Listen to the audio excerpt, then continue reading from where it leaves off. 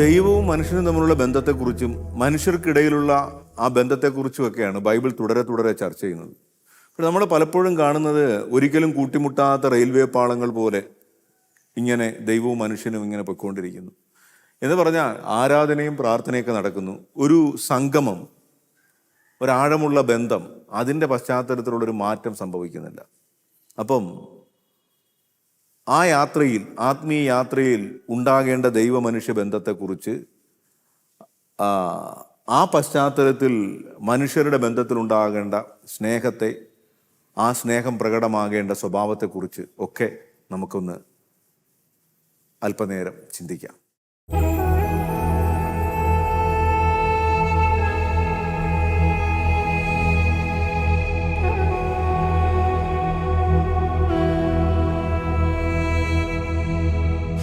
പൊതുവെ എല്ലാവരും പറയാറുണ്ട് പുതിയ പിള്ളേർക്ക് ദൈവഭയമില്ല എന്നൊക്കെ.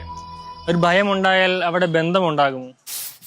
നമ്മൾ പൊതുവായിട്ട് കേൾക്കാറുള്ള ദൈവഭയത്തെക്കുറിച്ചാണ് ഇപ്പം നമ്മുടെ ഉന്നയിച്ച വിഷയം. വളരെ കൃത്യമായൊരു ചോദ്യമാണ്. ദൈവഭയം നല്ലതാണ്, പക്ഷേ ഇങ്ങനെ ഭയമുണ്ടായാൽ ബന്ധമുണ്ടാകുമെന്നുള്ളത് തീർച്ചയായിട്ടും. അപ്പോൾ ആ ഭയത്തെക്കുറിച്ച് നമ്മൾ അതെങ്ങനെയാണ് ദൈവഭയം എന്നൊന്ന് മനസ്സിലാക്കുക എന്നുള്ളതാണ് പ്രധാന കാര്യം. നമ്മളിപ്പോൾ പറയാം, സാധാരണ പറയുന്ന കണക്ക് പാമ്പിനെ പേടി, അല്ലെങ്കിൽ കടിക്കുന്ന പട്ടിയെ പേടി എന്നൊക്കെ പറയുന്നത് പോലെ അല്ലത്, അല്ലേ? അങ്ങനെ പേടിച്ച് മാറി നിൽക്കുന്നത്. സാധാരണഗതിയിൽ നമ്മൾ പേടിപ്പെടുത്തുന്ന കാര്യങ്ങളിൽ നിന്നും നമ്മൾ മാറി നിൽക്കുന്നു എന്നുള്ളതാണ്. ഇവിടെ ഭയമുള്ളപ്പോഴും ഒരു ബന്ധമുണ്ടാകണം. ബന്ധത്തിൽ നിന്ന് അകറ്റുന്നതല്ല ഭയം, ദൈവഭയം എന്ന് പറയുന്നത്. അപ്പോൾ തീർച്ചയായിട്ടും ആ ഭയം എന്താണെന്ന് ചിന്തിക്കണം. എനിക്ക് തോന്നുന്നു ആ ഭയം എന്ന് പറയുന്നത് ആ ദൈവത്തെക്കുറിച്ച് നമ്മളിൽ ഉണ്ടാകുന്ന ഒരാദരവും ഭക്തിയും എല്ലാം കൂടെ ചേരുന്ന ഒരു വികാരമാണ്. കേട്ടില്ലേ? ഭയഭക്തി ബഹുമാനം, ഇതെല്ലാം കൂടെ ചേരുന്ന. കാരണം ഈ ദൈവം നമുക്ക് സങ്കല്പിക്കാനാവാത്ത വിധം എത്ര വലുതാണ്. നമ്മൾ വളരെ നിസ്സാരമായിട്ട് സമീപിക്കുന്ന ഒരു ദൈവം. അങ്ങനെ ദൈവത്തോട് പ്രാർത്ഥിച്ചും പറഞ്ഞും ദൈവത്തെക്കുറിച്ചും കേട്ടുമൊക്കെ നമുക്ക് വളരെ നിസ്സാരമായിട്ട് തോന്നും, വളരെ ഈസിലി അക്സസബിൾ. പക്ഷേ ഒന്ന് ധ്യാനിച്ചു തുടങ്ങുമ്പോൾ നമുക്ക് മനസ്സിലാകും, ഈ സർവ്വപ്രപഞ്ചവും സൃഷ്ടിച്ച, ഈ സർവ്വപ്രപഞ്ചം എന്ന് പറഞ്ഞാൽ നമ്മൾ ഈ കാണുന്ന പ്രപഞ്ചം മാത്രമല്ല, ഒരു അദൃശ്യ പ്രപഞ്ചമുണ്ട് നമ്മൾ കാണാത്തത്, അല്ലേ? സൂര്യൻ, ഗ്രഹങ്ങൾ. ഈ സൂര്യൻ്റെയൊക്കെ മുമ്പിൽ ഭൂമി എന്ന് പറഞ്ഞാൽ വെറും ഒരു കുത്തുപോലെയാണ്. ഈ സൂര്യനോ മറ്റു ഗ്രഹങ്ങളുടെ മുമ്പിൽ വെറും ഒരു പോയിന്റാണ്. പിന്നെ നമ്മൾ അറിയാത്ത ഒരുപാട് പ്രപഞ്ചങ്ങളുണ്ടെന്നാണ് പറയുന്നത്. അങ്ങനെയുള്ള മഹാപ്രപഞ്ചത്തിൽ അതിൽ അനേകം കുത്തുകളിൽ ഏറ്റവും ചെറിയ കുത്തായിട്ട് വെറും നിസ്സാരക്കാരനായ ഒരു മനുഷ്യൻ സങ്കല്പിക്കാനാവാത്ത വിധം വലിയൊരു ദൈവത്തെയാണ് സമീപിക്കുന്നത്. ആ ദൈവത്തിൻ്റെ മജസ്റ്റി, ആ ഗ്ലോറി, അത് തിരിച്ചറിയുമ്പോൾ നമ്മളിൽ ഉണ്ടാകുന്ന ആദരവ് നിറഞ്ഞൊരു വികാരം, അതിന് പറയുന്ന പേരാ ഭയമെന്ന്. അതിന് നമ്മൾ സാധാരണ നാട്ടിൻപുറത്ത് കേൾക്കാറുള്ള പേടി എന്ന് പറയുന്നതുമായിട്ട് കൂട്ടിക്കെട്ടി ചിന്തിക്കുമ്പോഴാണ് ഈ പ്രശ്നം ഉണ്ടാകുന്നത്, അല്ലേ? ഒരു ഉദാഹരണം പറഞ്ഞാൽ, ഈ മോശ ആടിനെ മേയിച്ചുകൊണ്ടിരിക്കുമ്പം ഒരു മഹാദൃശ്യം കണ്ടെന്നാണ് പറഞ്ഞത്. ഒരു ചെടി നിന്ന് കത്തുന്ന ഒരു മഹാദൃശ്യം.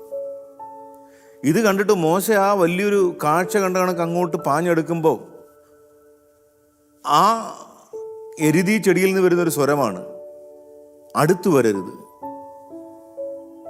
ദൈവം സ്നേഹമാണ്, പക്ഷേ ആ ദൈവത്തെ നമ്മൾ ധ്യാനിക്കാത്തത് മൂലം സ്നേഹമായ ദൈവം വളരെ നിസ്സാരമായി നമ്മുടെ മനസ്സിൽ മാറുന്ന ഒരു പ്രക്രിയ ഉണ്ടാകും, അല്ലേ? ഫെമിലിയാരിറ്റി ബ്രീഡ്സ് കണ്ടംപ്റ്റ് എന്ന് പറയുന്നൊരിതുണ്ട്.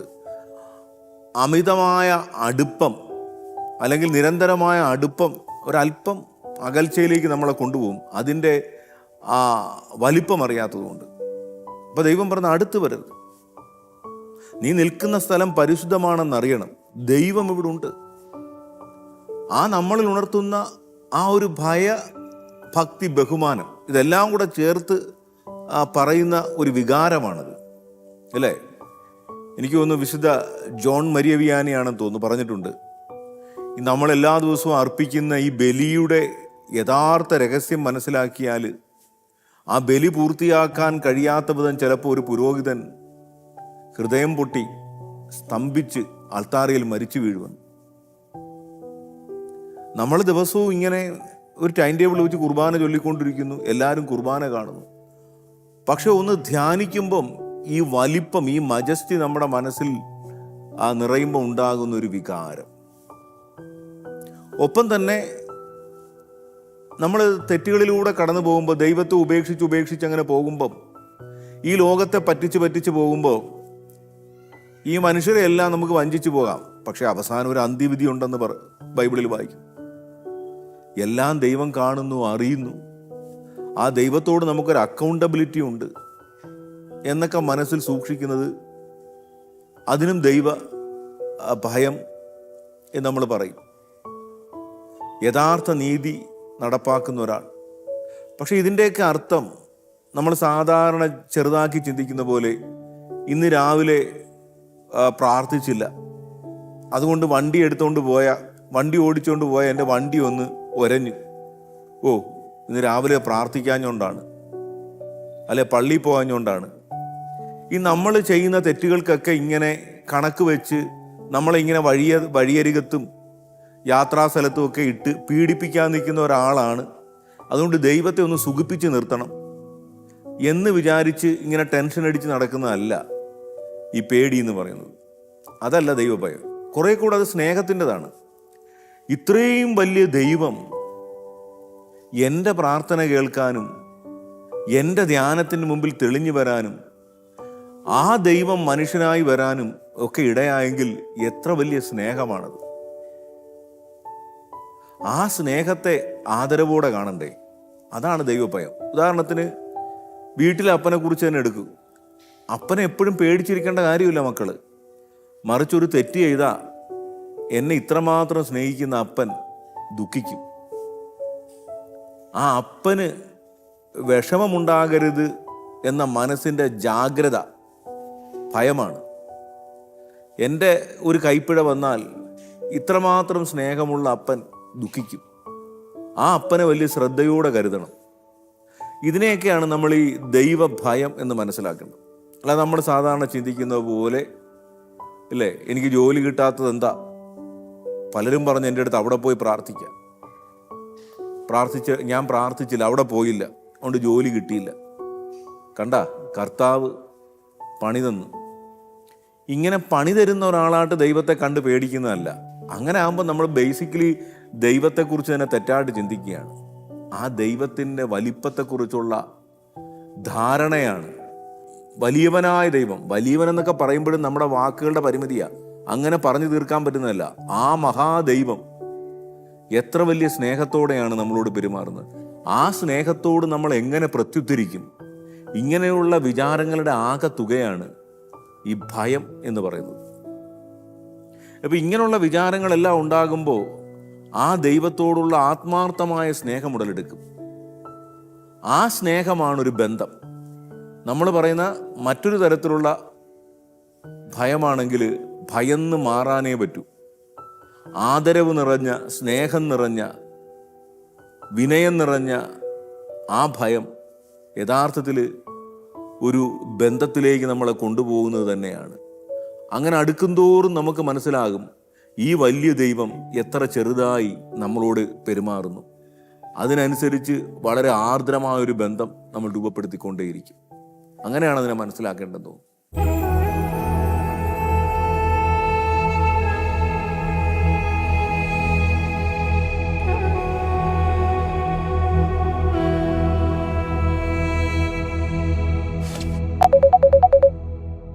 നമുക്ക് ദൈവത്തിനോട് ഉണ്ടാവേണ്ട റിലേഷൻഷിപ്പിനെ കുറിച്ച് ജീസസ് എന്തെങ്കിലും ബൈബിളിൽ പറഞ്ഞിട്ടുണ്ടോ അച്ഛ? തീർച്ചയായിട്ടും. യേശുക്രിസ്തുവിനെ അല്ലെങ്കിൽ ദൈവവുമായിട്ടുള്ള ഒരു ബന്ധത്തിലേക്ക് എത്തുന്നത് തന്നെയാണ് ബൈബിളിൻ്റെ അടിസ്ഥാനം. ആ ബന്ധത്തിൽ പലതരത്തിൽ കാണുന്നുണ്ട്. പക്ഷേ നമുക്ക് കുറച്ച് വളരെ വ്യക്തമായിട്ടൊന്ന് എടുക്കാമെന്ന് മനസ്സിലായ നമ്മളിങ്ങനെ ചിന്തിക്കുക നല്ലതാണെന്ന് തോന്നുന്നു. യേശുക്രിസ്തു ശിഷ്യന്മാരോട് ചോദിക്കുന്നുണ്ട്, ഞാൻ ആരാണെന്നാണ് ജനങ്ങൾ പറയുന്നത്? ജനങ്ങളുടെ ഉത്തരങ്ങളെല്ലാം തെറ്റാണ്. ഞാൻ ആരാണെന്നാണ് നിങ്ങൾ പറയുന്നത്? അപ്പോൾ ഒരു സ്വർഗീയ വെളിപാടിൽ നിന്നുകൊണ്ട് പത്രോസ് പറയുന്നത് നീ ജീവനുള്ള ദൈവത്തിന്റെ പുത്രനായ ക്രിസ്തുവാണ്. അപ്പോൾ നമ്മൾ ഈ പറഞ്ഞതുപോലെ എത്ര വലിയവനാണ് ദൈവം.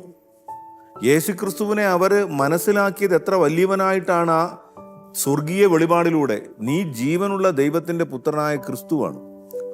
അപ്പൊ അവിടെ നമുക്കുണ്ടാകുന്നത് ഭയഭക്തി ബഹുമാനമാണ്. പക്ഷേ ദൈവം മനുഷ്യനായി അവതരിച്ചു എന്ന് പറഞ്ഞത് തന്നെ നമ്മളുമായിട്ട് റിലേറ്റ് ചെയ്യാനാണ്.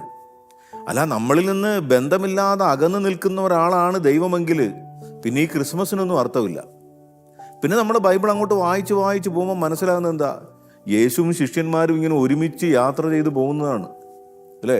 അന്ത്യത്താഴ സമയത്ത് ഒരാൾ ഈശോയുടെ നെഞ്ചോട് ചാരിക്കിടക്കുന്നു. അങ്ങനെ പല പല കാര്യങ്ങളുണ്ട്. അതിൽ കൂടുതൽ ആഴത്തിലോട്ട് പോയാൽ യേശുക്രിസ്തു ആരിൽ നിന്നും അകലെയല്ല അല്ലേ. യേശുക്രിസ്തുവിനെ തന്നെ നമ്മൾ പറയുന്നു, ഒറ്റിക്കൊടുക്കാനായിട്ട് പട്ടാളക്കാർ വരുമ്പം യൂദാസ് പറഞ്ഞു കൊടുത്തത് എന്താ? ഞാൻ ആരെയാണ് കെട്ടിപ്പിടിച്ച് ചുംബിക്കുന്നത്, അവനെ കൊണ്ടുപോയിക്കോളാനാ പറഞ്ഞത്. എന്ന് പറഞ്ഞാൽ യേശുക്രിസ്തുവിന് ഇപ്പം മറ്റുള്ളവരിൽ നിന്നും പ്രത്യേകിച്ച് എടുത്തു പറയാനുള്ള വ്യത്യാസങ്ങളൊന്നുമില്ല. ഇപ്പം ഇങ്ങനെ ദൂരെ നിന്ന് ചൂണ്ടിക്കാണിച്ചു കൊടുത്താൽ ചിലപ്പോൾ പണി കിട്ടാൻ പോകുന്നത് യോഹന്നാനായിരിക്കും, അല്ലെങ്കിൽ പത്രോസിനായിരിക്കും. ദേ ആ നിൽക്കുന്ന ക്രിസ്തു എന്ന് 10-11 പേര് നിൽക്കുമ്പം ഒരു ഇരുണ്ട സമയത്ത് മരങ്ങൾക്കിടയിലോട്ട് ചൂണ്ടിക്കാണിച്ച് ദേ അവനെ പിടിച്ചോ എന്ന് പറഞ്ഞാൽ പിടിച്ചോണ്ട് പോകുന്നത് ക്രിസ്തുവിനെ ആയിരിക്കത്തില്ല. അടി 4 കിട്ടിക്കഴിയുമ്പോഴായിരിക്കും അയ്യോ ഞാനല്ല കർത്താവ്, ക്രിസ്തു എന്ന് വിളിച്ചു പറയുന്നു. അപ്പം അത് യൂദാസിനറിയാം. പ്രത്യേകിച്ച് അങ്ങനെ മാസ് ഇഫക്റ്റ് ഒന്നും ഇല്ലാതെ എല്ലാവരുമായിട്ടും ഒന്നായി നിൽക്കുന്ന ആളാണ് കർത്താവ്. അതുകൊണ്ട് ഞാൻ ആരെ കെട്ടിപ്പിടിച്ച് ചുംബിക്കുന്നു. ഞാനൊരു പ്രായോഗികമായ റീസൺ പറഞ്ഞാൽ ഒരു വലിയ തിയോളജിയൊന്നുമല്ല. അപ്പൊ യേശു ക്രിസ്തുവിനെ മാറ്റി നിർത്തി കെട്ടിപ്പിടിച്ച് ചുംബിച്ചു കാണിച്ചു. ചൂണ്ടിക്കാണിക്കാനും മാത്രം പ്രത്യേകിച്ച് ഈ ഗ്രൂപ്പിൽ നിന്നും അകന്ന് നിൽക്കുന്ന ഒരാളല്ല ക്രിസ്തു. അതാണ് മനസ്സിലാക്കേണ്ട ഒന്നാമത്തെ കാര്യം അല്ലേ. ഇനിയിപ്പം ആ ബന്ധത്തെക്കുറിച്ച് യേശു തന്നെ എങ്ങനെ പറയുന്നു എന്നുള്ളതാണ്. ഈ ശിഷ്യന്മാരുടെ പശ്ചാത്തലത്തിൽ ജീവനുള്ള ദൈവത്തിന്റെ പുത്രനായ ക്രിസ്തുവാണ്, ഗുരുവാണ്. അവർക്ക് ഈ യേശുവിനോടൊരു യജമാന എന്നൊരു മനോഭാവമുണ്ട്. അപ്പോൾ സ്വാഭാവികമായിട്ടും അവർക്കൊരു ദാസന്റെ മനോഭാവത്തിലാണ് നിൽക്കുന്നത്. പക്ഷേ ഒരു സമയത്ത് ഈശോ പറയുന്നത് എന്താണ്? ഞാൻ നിങ്ങളെ ദാസന്മാരെന്ന് വിളിക്കുകയില്ല, ഞാൻ നിങ്ങളെ സ്നേഹിതരെന്ന് വിളിക്കും. കാരണം യജമാനൻ പറയുന്നത് എന്തെന്ന് ദാസന്മാർ അറിയുന്നില്ല. പക്ഷേ ഞാൻ നിങ്ങളോടെല്ലാം പറഞ്ഞു, ഞാൻ ഒന്നും മറച്ചു വെച്ചിട്ടില്ല, നിങ്ങളെൻ്റെ സ്നേഹിതന്മാരാണ്. അപ്പം ദൈവം മനുഷ്യന്റെ മുമ്പിൽ വെച്ച് നീട്ടുന്ന ഒരു ബന്ധം സ്നേഹിതൻ്റെതാണ്. എന്നാൽ അതേസമയം ഈശോ ഞങ്ങളെ പ്രാർത്ഥിക്കാൻ പഠിപ്പിക്കണേ എന്ന് പറയുമ്പോൾ പറയുന്നുണ്ട്, നിങ്ങൾ ഇങ്ങനെ പ്രാർത്ഥിക്കും, സ്വർഗസ്ഥനായ ഞങ്ങളുടെ പിതാവേ എന്ന് പറഞ്ഞാൽ അപ്പാന്ന് വിളിക്കുവിൻ. അവിടെ ഈശോ ഒരു ബന്ധത്തെക്കുറിച്ചാണ് പറഞ്ഞത്. ഒരു പ്രാർത്ഥന രണ്ടാമത്തെ കാര്യമാണ്. പ്രാർത്ഥിക്കാൻ പറയുമ്പോൾ ഈശോ പറയുന്ന അപ്പാന്ന് വിളിക്കാനാണ് പറയുന്നത്. കാരണം അപ്പാന്ന് വിളിച്ചില്ലെങ്കിൽ പിന്നെ എങ്ങനെ പ്രാർത്ഥന? ആദ്യം ഒരു ബന്ധം. അപ്പം അപ്പനും മക്കളും തമ്മിലുള്ള ബന്ധം. ഇനി ആ അപ്പനും മക്കളും തമ്മിലുള്ള ബന്ധത്തിൽ തന്നെ ഉണ്ടാകുന്ന ഒരു സൗഹൃദം, സ്നേഹിതൻ. അപ്പൊ ബൈബിളിൽ ദൈവം നമ്മളൊരു ബന്ധത്തിലേക്ക് കൂട്ടിക്കൊണ്ടുപോകുന്നു. അപ്പൊ ബന്ധത്തെക്കുറിച്ച് എന്താ പറഞ്ഞിരിക്കുന്നത് ചോദിച്ചാൽ പ്രധാനമായിട്ടും നമ്മൾ ഇതൊക്കെയാണ് ചിന്തിക്കേണ്ടത് ഇല്ലേ. അപ്പാന്ന് വിളിക്കാൻ പറയുന്നു, ഞാൻ നിങ്ങളെ സ്നേഹിതരെന്ന് വിളിക്കും. ഈ ബന്ധത്തിലെല്ലാം ഉണ്ട്. അപ്പനോടുള്ള ഭയഭക്തി ബഹുമാനമുണ്ട്, സുഹൃത്തിനോടുള്ള അടുപ്പമുണ്ട്. അതിനും അപ്പുറത്ത് നമുക്ക് മനസ്സിലാക്കാൻ കഴിയാത്ത പ്രാർത്ഥനയുടെ ആഴങ്ങൾ തേടുമ്പോൾ കൂടുതൽ മനസ്സിലാകുന്ന ഒരു മിസ്റ്റിക്കൽ റിലേഷൻഷിപ്പ്, ഒരു വണ്ണസ്, ഐക്യം. ഈശോ പറഞ്ഞില്ലേ, ഞാനും എൻ്റെ പിതാവും ഒന്നാണ്. എന്നിട്ട് യോഹന്നാന്റെ സുവിശേഷം 17 അധ്യായത്തിൽ പറഞ്ഞ, പിതാവേ ഞാനും അങ്ങും ഒന്നായിരിക്കുന്ന പോലെ ഇവരും നമ്മളിൽ ഒന്നാകാൻ വേണ്ടി പ്രാർത്ഥിക്കുന്നു. അപ്പനാണ്, മകനാണ്, മകളാണ്, സുഹൃത്താണ്, അതുമൊക്കെ കടന്നുപോയി നമ്മൾ ഒന്നാണ്. അങ്ങനെയൊക്കെയുള്ളൊരു വലിയ ബന്ധത്തെക്കുറിച്ച് പറയുന്നു. മാത്രമല്ല ഈ ബന്ധമാണ് ബൈബിൾ പ്രധാനത്തിൽ പറയുന്നതും. ഈ ബന്ധത്തിലാണ് ബാക്കി കാര്യങ്ങൾ സംഭവിക്കുന്നത്. ഈ ബന്ധത്തിൻ്റെ ഒരു ഔട്ട്വേർഡ് റിസൾട്ടായിട്ടാണ്, ഈ ബന്ധത്തിൽ നിന്ന് ഉരുത്തിരിയുന്ന കാര്യങ്ങളാണ് ബൈബിളിൽ സംഭവിക്കുന്നതൊക്കെ.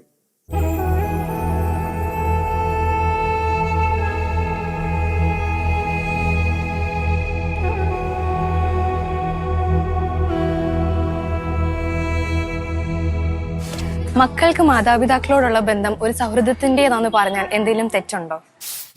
തീർച്ചയായിട്ടും മനുഷ്യർക്കിടയിലുള്ള ബന്ധങ്ങളിലും ഈ സൗഹൃദം എന്നൊരു ബന്ധത്തിന് വലിയ സ്ഥാനമുണ്ട്. ഈ മാതാപിതാക്കൾ മക്കളോടും പുലർത്തേണ്ട ഒരു സൗഹൃദമുണ്ട്. നമ്മളീ പറഞ്ഞതുപോലെ യേശുക്രിസ്തു ശിഷ്യന്മാരോട് പറഞ്ഞു, ഞാൻ നിങ്ങളെ സ്നേഹിതരെന്ന് വിളിക്കും. ദൈവത്തിൻ്റെ ഒരു ഭാവമാണ് ഈ സൗഹൃദം. അതോടൊപ്പം ദൈവത്തെ അപ്പാന്ന് വിളിക്കണമെന്നും പറഞ്ഞ് നമ്മൾ കേട്ടു. അപ്പം അപ്പനും അമ്മയും എന്നൊക്കെ പറയുന്നത് ഒരു അധികാരത്തിൻ്റെ ബന്ധം എന്നതിനേക്കാൾ ആധികാരികതയുടെ ബന്ധമാണ്. അധികാരം എന്ന് പറഞ്ഞാൽ എന്താ?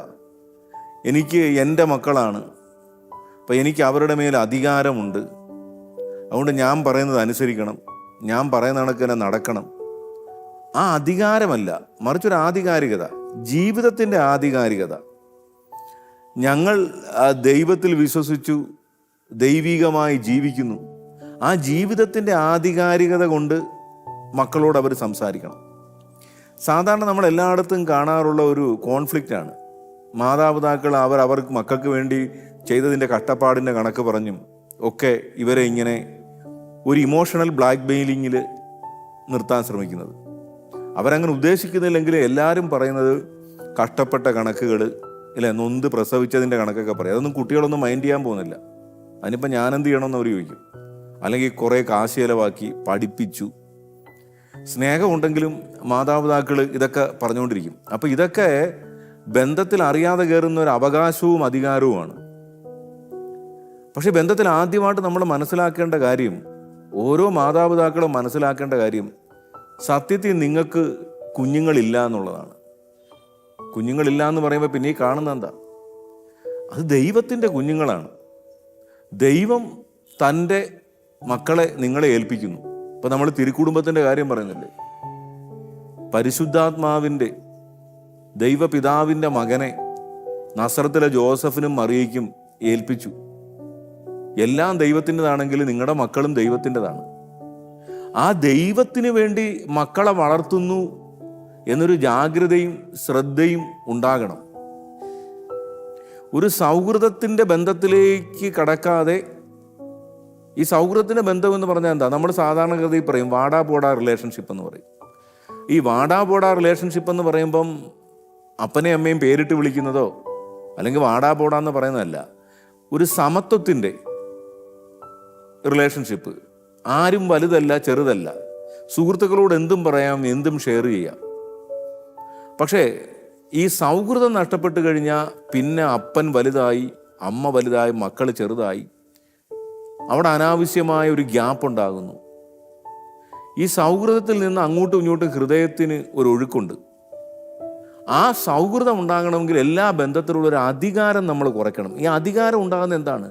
ഇത് എൻ്റേതാണെന്നുള്ള, അല്ലേ, എൻ്റെ ഭാര്യ എന്ന് ചിന്തിച്ചു കഴിഞ്ഞാൽ, അല്ലെങ്കിൽ ദൈവമാണ് ഞങ്ങളെ യോജിപ്പിച്ചത് എന്ന് ചിന്തിക്കാതെ ഞാൻ ജോലിക്കാരനാണ്, എനിക്ക് കാശുണ്ട്, അതുകൊണ്ട് എനിക്കൊരു പെണ്ണിനെ കിട്ടി എന്നൊക്കെ ചിന്തിച്ചാൽ പിന്നെ അനാവശ്യമായ നിയന്ത്രണങ്ങളും, അല്ലെങ്കിൽ ഒരു സിനിമയിൽ പറയുന്ന കണക്ക് ഞാൻ ആവശ്യത്തിന് സ്വാതന്ത്ര്യം കൊടുക്കാറുണ്ട്, അങ്ങനെയൊക്കെ പറയുമ്പോൾ ഒരാൾ അധികാരത്തിൻ്റെ പൊസിഷനിലാണ് നിൽക്കുന്നത്. ഒരു ഉദാഹരണത്തിന് നിങ്ങളൊന്ന് ചിന്തിച്ചു നോക്കൂ. നിങ്ങളുടെ മക്കൾ ഒരു തെറ്റ് ചെയ്താൽ നിങ്ങൾ പെട്ടെന്ന് ദേഷ്യം വന്ന് അവരെ വഴക്ക് പറയും, ശിക്ഷിക്കും, അല്ലേ? ഒരു ഗ്ലാസ് ഇട്ട് പൊട്ടിച്ച് ഉടനെ ദേഷ്യം വന്ന് എന്ത് പണിയാടാ കാണിച്ചത്? ഒന്ന് നീ മാറി ചിന്തിച്ചു നോക്ക്. നിങ്ങളുടെ ഒരു കൂട്ടുകാരൻ അയാളുടെ ഭാര്യയായിട്ട് വന്ന് രാവിലെ അവർക്ക് പുറത്തു പോകണം, 5 വയസ്സുള്ള മോനെ നിങ്ങളുടെ വീട്ടിലൊന്ന് നിർത്തി, ഇവിടെ നിൽക്കട്ടെ, വൈകുന്നേരത്ത് വന്ന് കൊണ്ടുപോയിക്കോളാം. അപ്പം നിങ്ങളെ വളരെ സന്തോഷം, നിൽക്കട്ടെ, പയ്യൻ അവിടെ നിൽക്കട്ടെ. പക്ഷേ ഒന്ന് സൂക്ഷിച്ചോണം, ഇത്തിരി കുരുത്തക്കേടാണ്. അതിനെന്താ, പിള്ളേരാകുമ്പോൾ കുരുത്തക്കേട് കാണിക്കത്തില്ലേ? നമ്മൾ ഭയങ്കര അണ്ടർസ്റ്റാൻഡിങ്ങാണ്. കുറച്ച് കഴിഞ്ഞപ്പോൾ ഒരു ശബ്ദം കേട്ടു, അവനൊരു ഗ്ലാസ് ഇട്ട് പൊട്ടിച്ചു. പെട്ടെന്ന് നമുക്ക് ദേഷ്യം കയറിയപ്പോൾ അവനെ കണ്ടപ്പോൾ ചിരിച്ച്, മോൻ്റെ കൈ മുറിഞ്ഞോ? കുഴപ്പമില്ല കേട്ടോ, ഡോണ്ട് വറി. കുറച്ച് കഴിഞ്ഞപ്പോൾ അടുത്ത ശബ്ദം കേട്ടു, അവൻ ഫിഷ് ടാങ്ക് ഇട്ട് പൊട്ടിച്ചു. അപ്പം സഹിക്കാൻ പറ്റിയില്ല. എന്നാലും അയ്യോ മോന് വല്ലതും പറ്റിയോ? കുറച്ച് കഴിഞ്ഞപ്പോൾ അടുത്ത ശബ്ദം കേട്ടു, അവൻ വലിഞ്ഞു കയറി ക്ലോക്ക് തട്ടി താഴെയിട്ട് പൊട്ടിച്ചു. ഇതെല്ലാം ദേഷ്യം വന്നെങ്കിലും സഹിച്ച് അവന് വേണ്ട ഭക്ഷണമൊക്കെ കൊടുത്ത്, ചായ കൊടുത്ത്, പാല് കൊടുത്ത് ഒക്കെ നിർത്തിയേക്കുക, ഹോർലിക്സ് കൊടുത്ത്. സന്ധ്യയായപ്പം അവൻ്റെ അപ്പനും അമ്മയും വന്നപ്പോൾ ഇവിടെ ഒന്നും കാണുന്നില്ല. ഇവിടുന്ന് ഫിഷ് ടാങ്ക് അതൊന്നുമില്ല. പയ്യനൊന്നും അറിയാതെ അയ്യോ അവനെല്ലാം പൊട്ടിച്ചോ. അപ്പം നമ്മൾ അപ്പൻ്റെ അടുത്ത് അമ്മയുടെ അടുത്ത് പറയും, ഓ സാരമില്ല, കൊച്ചിനൊന്നും പറ്റിയില്ലല്ലോ. അത്ര നല്ല മനസ്സോടെ അല്ല പറയുന്നെങ്കിലും നമുക്ക് ആത്മസംയമനം ഉണ്ടായതിൻ്റെ കാരണം എന്താ? ഇതെൻ്റെ മകനല്ല, ഇവൻ എൻ്റെ മകനല്ല, മറ്റൊരാളുടെ മകനാണ്. ആ അധികാരവും അവകാശവും ഇല്ലാത്തത് കൊണ്ട് നമ്മൾ ആത്മനിയന്ത്രണം നമുക്കുണ്ടായി. ഇത് തന്നെ നമ്മൾ സ്വന്തം എന്ന് കരുതുന്ന മക്കളുടെ കാര്യത്തിലും ചിന്തിച്ചാലോ, ദൈവത്തിൻ്റെ കുഞ്ഞാണ്. അപ്പോൾ അത്രയും ആദരവോടും ശ്രദ്ധയോടും ഞാൻ കൈകാര്യം ചെയ്യണം, ഇല്ലേ? ബൈബിളൊരു വചനം പറയുന്നില്ലേ, ഈ ചെറിയവരിൽ ഒരുവനെ നിന്ദിക്കാതിരിക്കാൻ സൂക്ഷിച്ചുകൊള്ളുവൻ, കാരണം അവൻ്റെ കാവൽ ദൂതൻ സദാസമയം ദൈവത്തിൻ്റെ മുഖം ദർശിച്ചുകൊണ്ടിരിക്കുന്നു. നിങ്ങളുടെ വീട്ടിലെ ചെറിയവരിൽ ഒരുവനെ. അപ്പോൾ സ്വാഭാവികമായിട്ടൊരു ചിന്ത ഉണ്ടാകും, ഓ ഞങ്ങളിങ്ങനെ ഒരുപാട് സ്നേഹത്തോടും എളിമയോടും ആദരവോടും ഒക്കെ മക്കളോട് പെരുമാറിയ ഇവരങ്ങ് വഴിതെറ്റിപ്പോകും. ഇല്ല, നിങ്ങളുടെ ആദരവും സ്നേഹവും എളിമയൊക്കെ തന്നെയാണ് അവരുടെ ഹൃദയത്തിലേക്ക് ഒഴുകുന്നത്. അവരും അങ്ങനെയായി മാറും. അപ്പം അതുകൊണ്ടാണ് പറയുന്നത്, അപ്പൻ്റെ അമ്മയുടെ ഉത്തരവാദിത്വത്തിൽ ഒട്ടും കുറവുണ്ടാകരുത്. അപ്പനും അമ്മയെന്ന് പറയുന്നത് ഈ മക്കളെക്കുറിച്ചുള്ള ഏറ്റവും ജാഗ്രതയും ഉത്തരവാദിത്വവും ഉള്ളൊരു പൊസിഷനാണ്. അതേസമയം ആ ബന്ധത്തിനുള്ളിൽ തന്നെയുള്ള നിങ്ങളുടെ സുഹൃത്ത് പുറത്തു വരണം. അവരുടേതായ തലത്തിൽ നിന്ന് അവരോട് സംസാരിക്കാൻ, അവർക്ക് ഹൃദയം തുറന്ന് കാര്യങ്ങൾ പറയാൻ സാധിക്കും വിധത്തിൽ സൗമ്യമായ ബന്ധം നമ്മൾ രൂപപ്പെടുത്തണം. ഇതാണ് ക്രിസ്തു നമ്മുടെ മുമ്പിൽ കാണിച്ചത്. സ്നേഹിതനെന്ന് ഞാൻ വിളിക്കുന്നു. മക്കളോട് അപ്പനും അമ്മയും പറയണം, നിങ്ങൾ എന്നെ അപ്പനെന്ന് വിളിക്കുന്നു, അമ്മയെന്ന് വിളിക്കുന്നു, പക്ഷേ ഞാൻ നിങ്ങളുടെ സ്നേഹിതൻ കൂടിയാണ്.